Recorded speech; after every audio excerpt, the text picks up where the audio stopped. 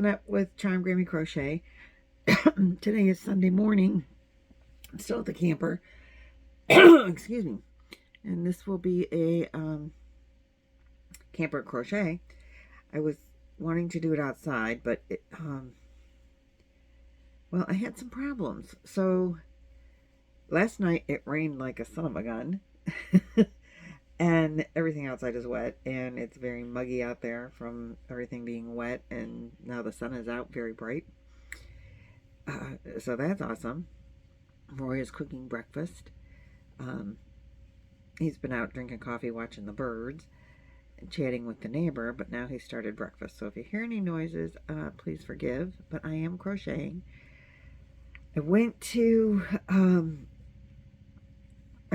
I'm crocheting while he's cooking.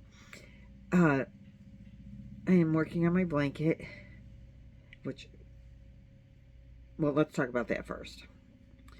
So, the pattern, which I have right here, it's called the Weekend Speedy Crochet Throw by Yarnspirations. And it's a real simple pattern. They have a tutorial for it as well. This is going to be like the topic of most of my conversations on yarn for the next while, because I'm making 4 of these and putting them together for my granddaughter Chloe for her college. So she wanted a blanket for her college dorm for her and her 3 roommates. And so that's what I'm making. And I wanted it to be something soft and squishy and colorful. They wanted colorful and big, so that all 4 of them can fit in it. And so we decided, the girls and I picked the pattern, because what do they know about that? And I wanted it to be something that would be easy to make, fast, easy repetition. Oh goodness, I'm doing the wrong part of the stitch. This blanket is killing me. So, all the way back to here. What an idiot. So this is the story. The pattern is an easy pattern. Like I said, there is a tutorial. It really helps if you do the right part of the pattern at the right time. I am using Red Heart Super Saver Ombre in 4 different colors, 1 color for each of the different girls.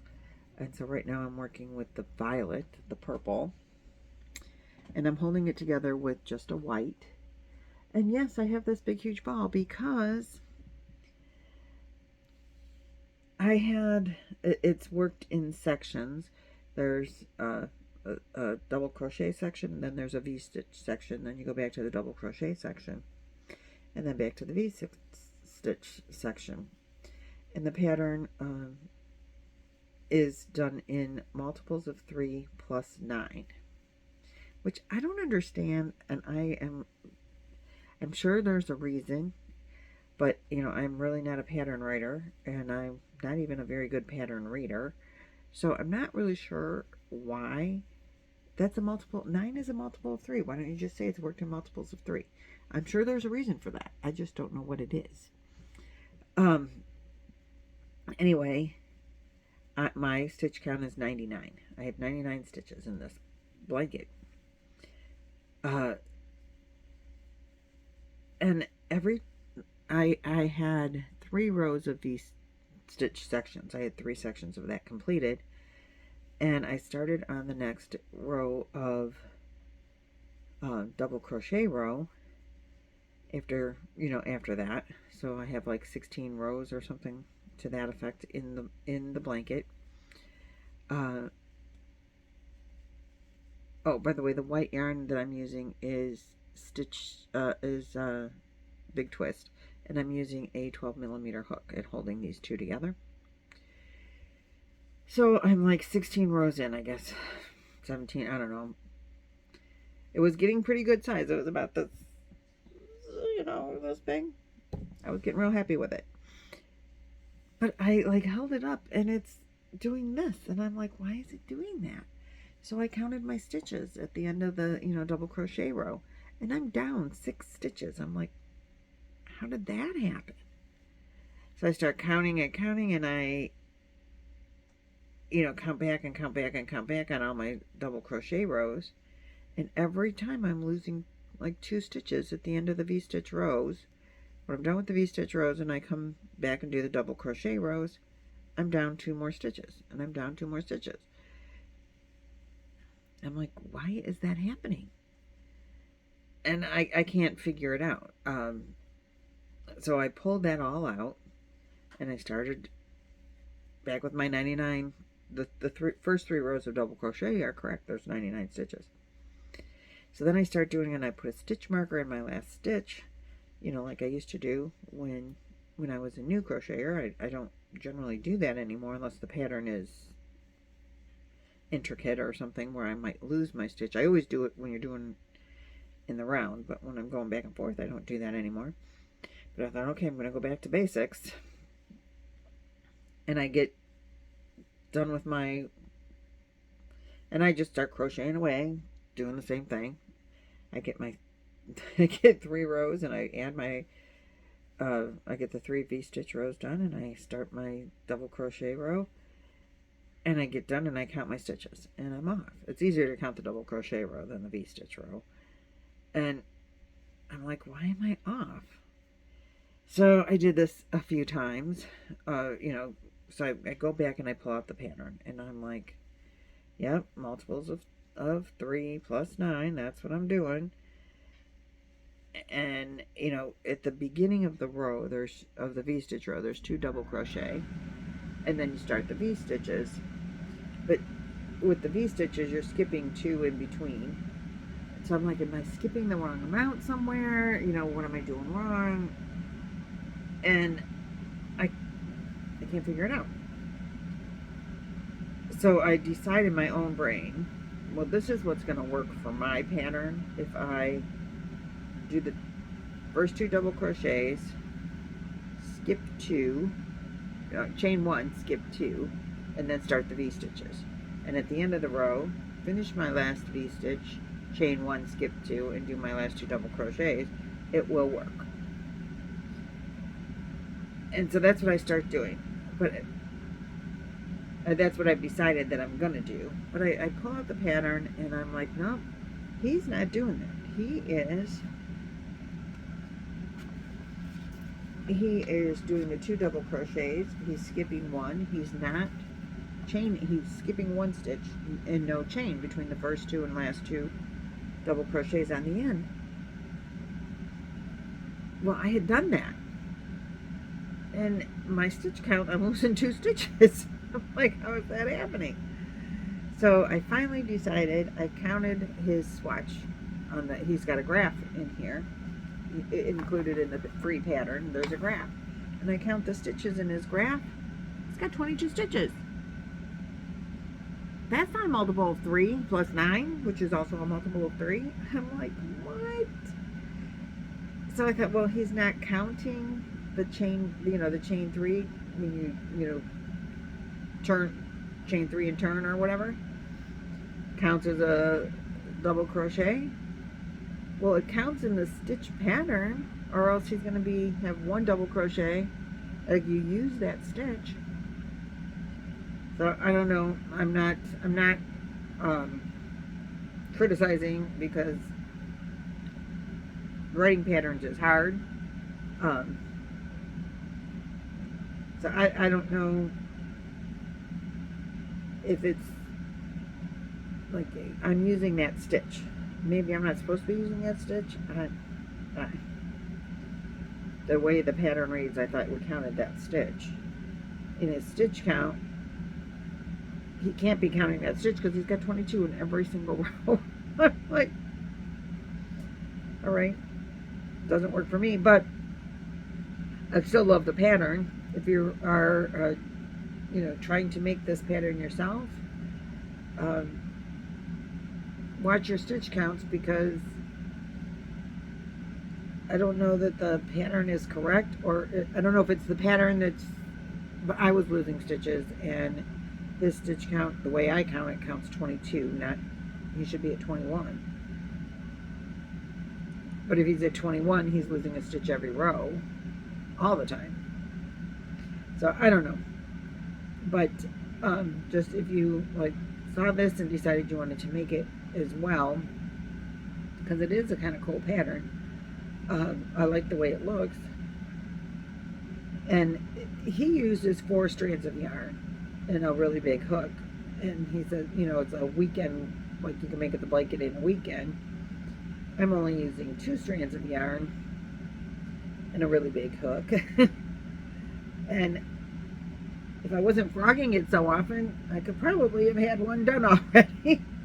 But I frogged my pink one. Well, I haven't frogged it yet, but that was a single crochet that I was doing. I mean a single strand, not a single crochet. I was just doing with the single strand. And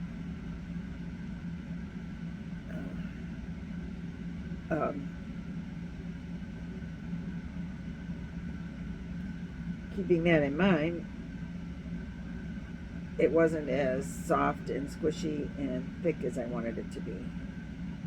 And I think this has enough holy spaces in it, because like the V stitches are here, but then it's got holy spaces here too, just because, you know, the yarn doesn't fill in.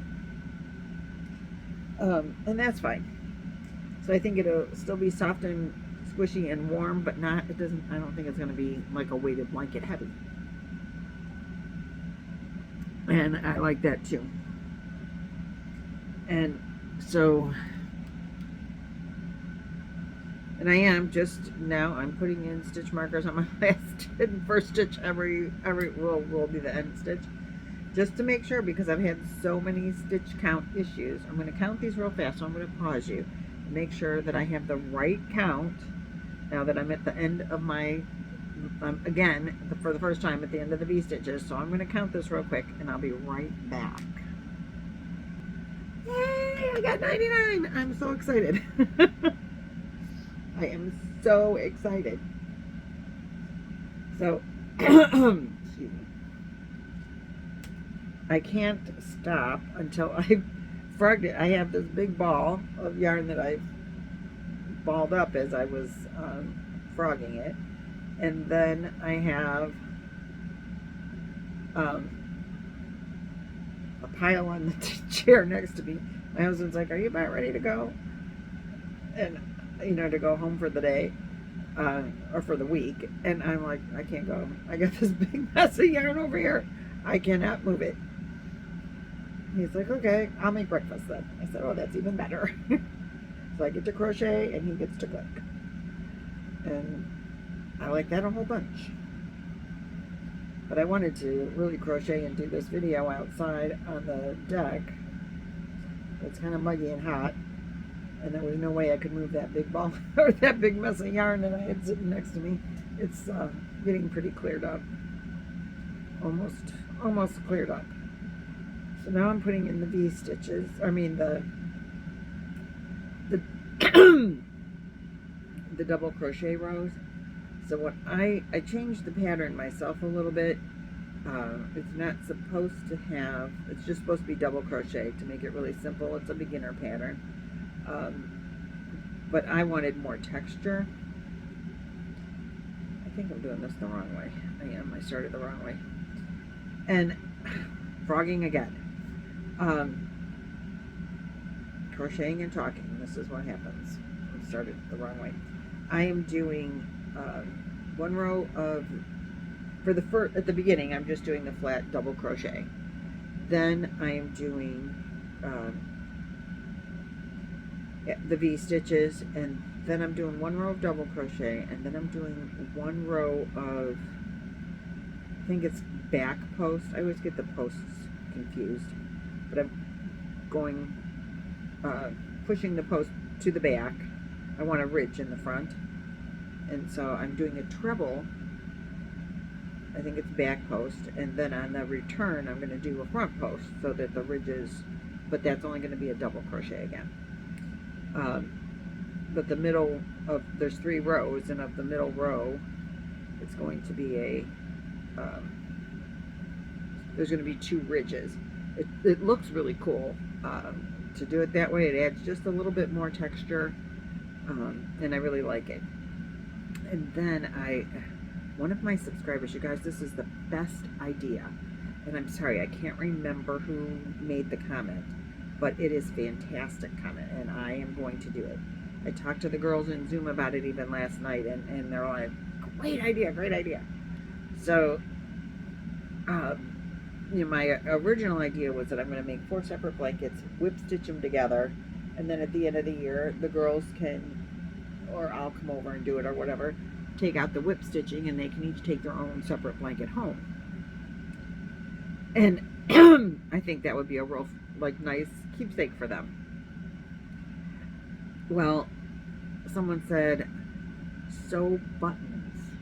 Now these stitches are really big, so I could buy some like really colorful, big, chunky buttons and sew them on, and they can just button the blankets together, maybe 5 or 6 buttons down in between the 2 blankets, you know, each set of blankets.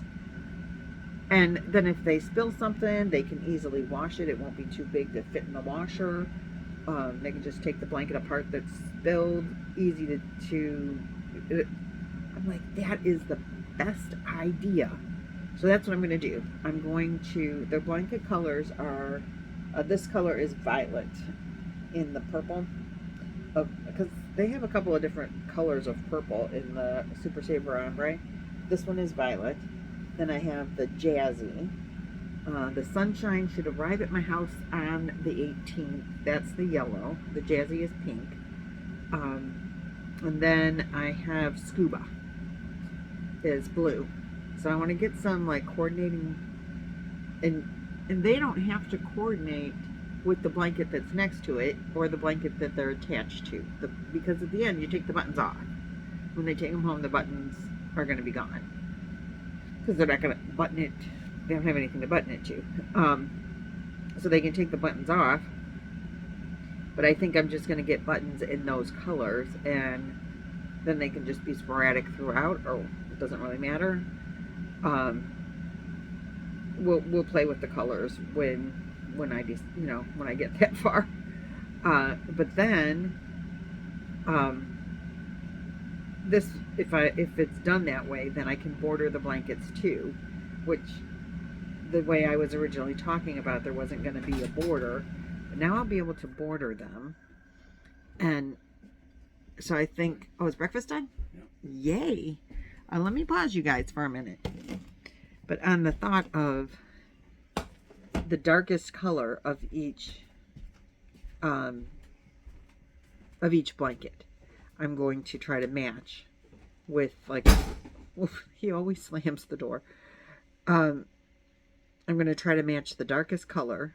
So this would be the deepest purple, like this color right there.